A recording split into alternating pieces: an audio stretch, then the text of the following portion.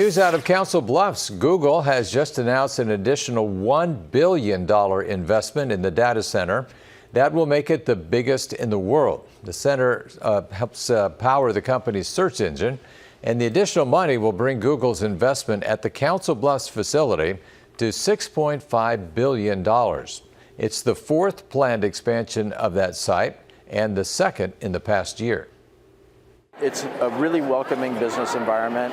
The local people here in Council Bluffs are amazing. They've embraced us as one of theirs. It's really one of our homes. It's our community. We're active members of the community, and you know, it's just been a wonderful relationship, and that's why we'd love to continue to invest here.